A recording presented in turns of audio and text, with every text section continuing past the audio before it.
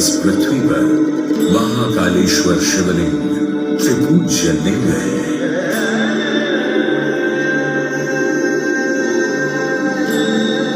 मैं आपको सादर नमन करता हूं।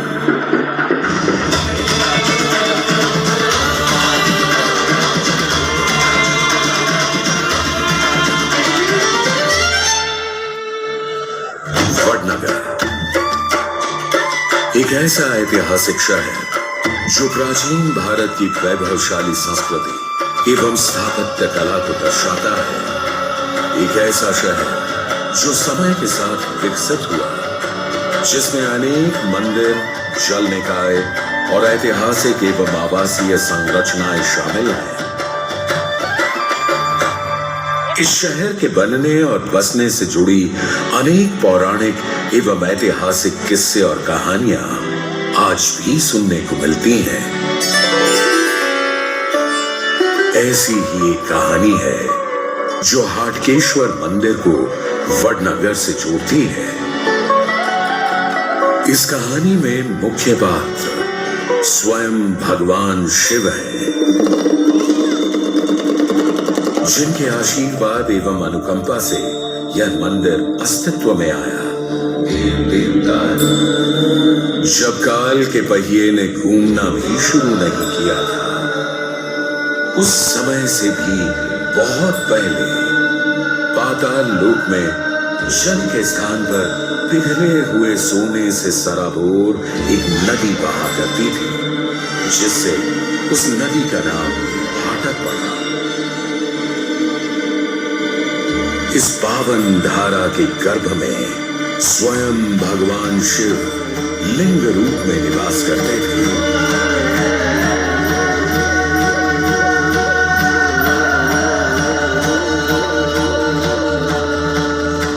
मृत्युलोक में जब सम्राट चित्र शर्मा का राज हुआ करता था, जिन्हें बाद में चित्रगुप्त के नाम से भी जाना गया, अपने इष्ट देव भगवान शिव के दर्शन हेतु सम्राट ने पाताल लोक में प्रवेश करने की अनगिनत बार चेष्टा की, परंतु नदी की रक्षा करते असंख्य नागों ने उनके हर प्रयास को विफल कर दिया।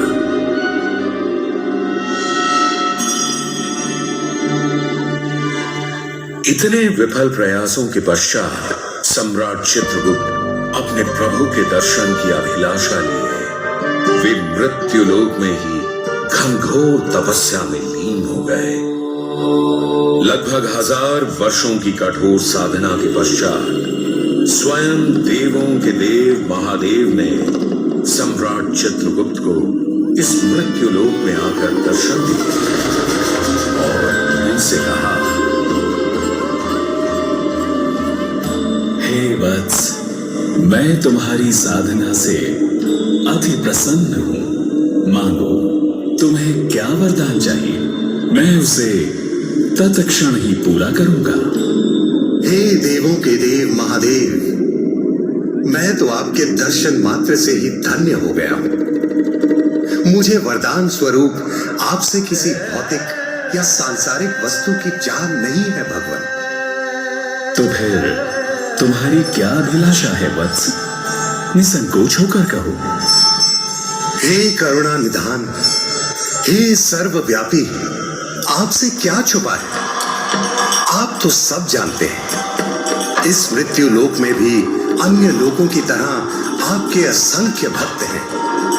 मेरी तो बस यही मनोकामना है प्रभु कि आप समस्त मानव जाति के कल्याण हेतु अपने भौतिक रूप में मृत्यु लोक पर वास करें।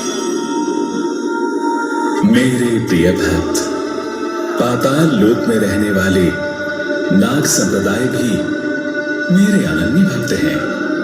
मैं भला उन्हें छोड़ मृत्यु लोक में कैसे वास कर सकता हूं?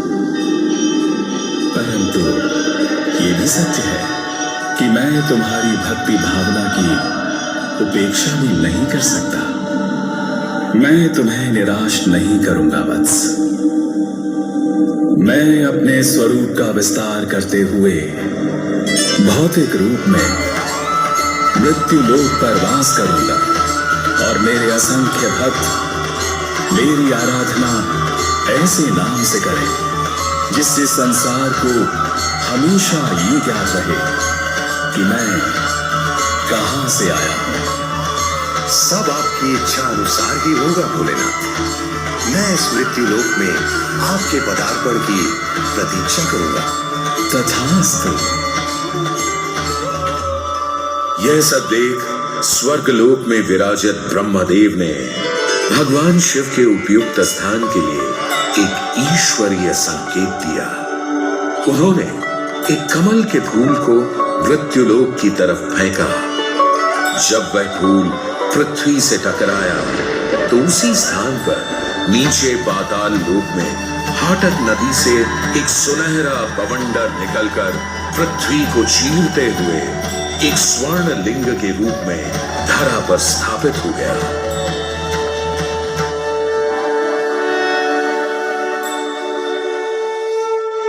वह पवित्र स्थान और कोई नहीं बल्कि यह मंदिर ही है जिसके प्रांगण में आप सब लोग उपस्थित हैं। हाटकेश्वर का यह मंदिर, जहां स्वयं भगवान शिव को स्वर्णिम हाटक नदी से निकलने के कारण हाटकेश्वर के रूप में पूजा जाता है। इस नश्वर संसार में अपने भक्तों को दर्शन देते भगवान शिव अपने असंख्य अवतारों का स्मरण भी करवाते हैं, फिर चाहे वह उनका रुद्र रूप हो या दयालु महाशांत रूप, ध्यान मग्न आदि योगी हो या महाकाल पशुपति नाथ हो या नृत्य करते नटराज।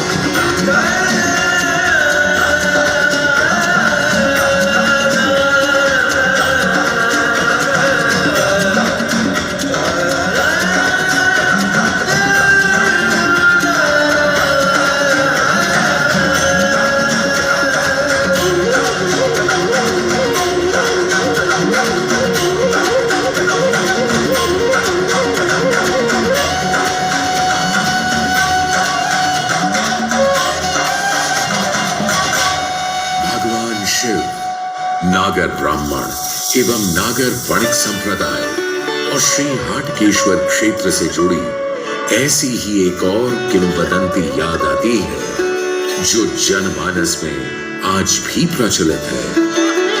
ये उस समय की बात है जब वडनगर आनंद नगर के नाम से जाना जाता था। इस पावन क्षेत्र पर हमला करने हेतु कुछ लुटेरे वडनगर की सीमा क्षेत्र के बिल्कुल समीप तक पहुंच चुके थे। जब नगर वासियों को इस बात की सूचना मिली तो वे इस मुश्किल परिस्थिति के समाधान हेतु एकत्रित हुए। सभी द्वारा समाधान पूछे जाने पर नागर समुदाय के एक वरिष्ठ ब्राह्मण ने उन्हें एक उपाय दिया। इन हालातों में हमारे पास अब एक ही उपाय बचा है। क्यों ना हम नगर की किलेबंदी कर दें, जिससे कि लुटेरे नगर में प्रवेश ही ना कर पाए। लेकिन ध्यान रहे, निर्माण कार्य इस तरह से होना चाहिए जिससे हमारे सभी देवी देवताओं के पूजा स्थल किलेबंदी के अंदर ही संरक्षित रहे। ये सभी पूजा स्थल हमारी शक्ति एवं समृद्धि का स्रोत है। आप सब लोग उसकी चिंता मत कीजिए, जैसा आप चाहते हैं वैसा ही होगा। किलेबंदी का कार्य शुरू हुआ। देखते ही देखते पूरा नगर एक चार दीवारी में बदल गया। लेकिन जल्दबाजी में हाटकेश्वर का यह मंदिर उस चार दीवारी से बाहर रह गया। लुटेरों से तो नगर बच गया, लेकिन इस अनर्थ से नागर ब्राह्मण नहीं बच पाए। देखते ही देखते आनंद नगर का आकाश काले बादलों से ढक गया। बिजली ऐसे चमक रही थी जैसे प्रलय आने वाली हो। तभी भगवान शिव प्रकट हुए। तुम सभी ने मेरा तिरस्कार किया है। मैं समस्त मानव जाति के कल्याण हेतु ही पाताल लोक से मृत्यु लोक पर आया, परंतु तुम पर एक कठिन परिस्थिति के आई तुमने मेरा ही त्याग कर दिया। हे प्रभु, हे कृपालु, हे महादेव, हमसे ये घोर अनर्थ अनजाने में हुआ है। भला हम आपका त्याग कैसे कर सकते हैं? हमसे भूल अवश्य हुई है महादेव, हमें क्षमा करें, हम पर दया करें प्रभु, दया करें। मैं आप सभी नागर खंड के ब्राह्मणों को श्राप देता हूं कि आप लोग स्थायी रूप से कहीं बस नहीं पाएंगे। आप और आपका वंश आने वाले युगों तक एक स्थान से दूसरे स्थान तक भ्रमण ही करता रहेगा। नहीं प्रभु, नहीं, ऐसा श्राप ना दे, ऐसा श्राप ना दे। आपके बिना तो हमारा ये अस्तित्व ही व्यर्थ है महादेव। भगवान कृपा कर हमें क्षमा करें, हम पर दया करें प्रभु, हम पर दया करें। महादेव के क्रोध से भी प्रबल कोई शक्ति है तो वो है स्वयं महादेव की करुणा। अपने प्रिय भक्तों का दुख स्वयं महादेव से भी देखा ना गया। उन्होंने उसी क्षण द्रवित हो अपने श्राप को एक वरदान का रूप दिया और कहा, हे मेरे प्रिय भक्तों, मैं तुम्हें वरदान देता हूं कि इस मृत्यु लोक में नागर गणयति समुदाय जहां भी जाकर बसेगा, मैं स्वयं तुम्हारे साथ ही वास करूंगा। आज से मैं और तुम अविभाज्य हैं। प्रभु, हे प्रभु, हम धन्य हो गए, हम ये वरदान पाकर धन्य हो गए भोलेनाथ, धन्य हो गए। हर हर महादेव, हर हर महादेव, हर हर महादेव। इस स्थान की विशिष्ट बात तो यह भी है कि पृथ्वी पर प्रकट होने वाला पहला शिवलिंग हाटकेश्वर को ही माना जाता है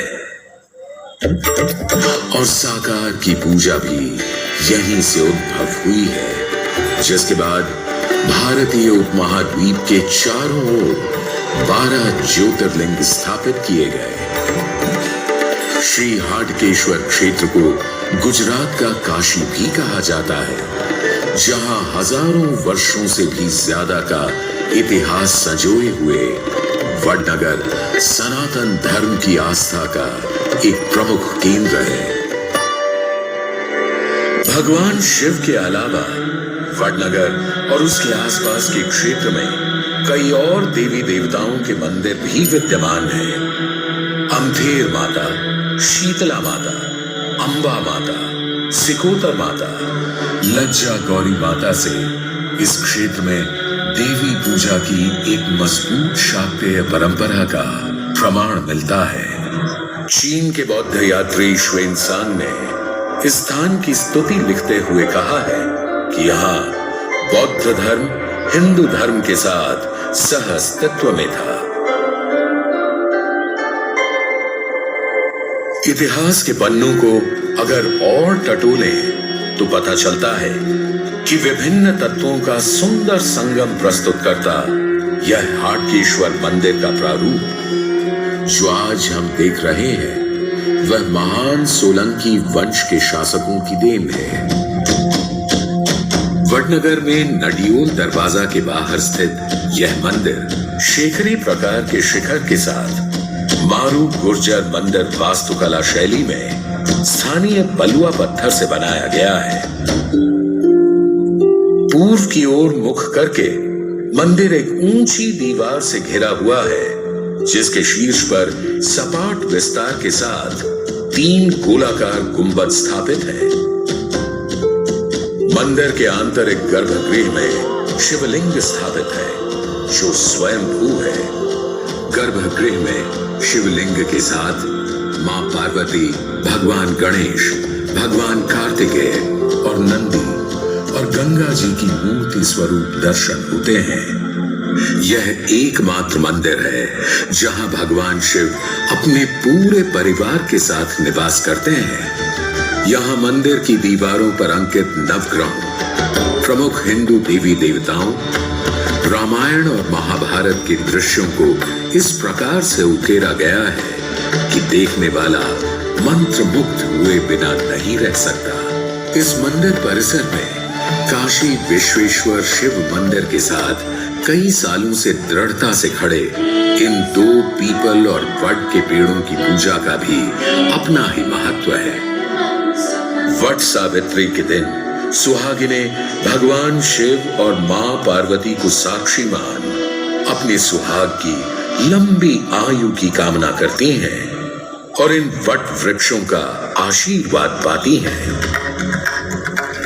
यूं तो हाटकेश्वर में हर पल भोलेनाथ को ही समर्पित है, लेकिन महाशिवरात्रि और पतोत्सव चैत्र शुक्ल पक्ष 14 पर यहाँ की शोभा, आभा, यहाँ का उत्सव, यहाँ की पूजा अर्चना एक अलग ही वैभवशाली और दैवीय स्वरूप ले लेती है। महाशिवरात्रि की ही तरह यहाँ का दूसरा महत्वपूर्ण त्योहार है हाटकेश्वर प्रकट्य दिन। चैत्र माह में शुक्ल पक्ष की चतुर्दशी के दिन मनाया जाने वाला यह पर्व भगवान हाटकेश्वर के अवतरण की तिथि के रूप में मनाया जाता है। नमो हटकेशु अंबिकाय नमः। ओम नमो हटकेशु अंबिकाय नमः। ओम नमो हटकेशु। दिन रात बिना रुके 24 घंटे मंत्रोच्चार के साथ शिवलिंग का जलाभिषेक किया जाता है। इस दिन हाटकेश्वर शिवलिंग की शोभा यात्रा निकाली जाती है, जो मंदिर प्रांगण से निकलकर नियत मार्ग से होते हुए फिर वापस मंदिर प्रांगण तक ले आती है।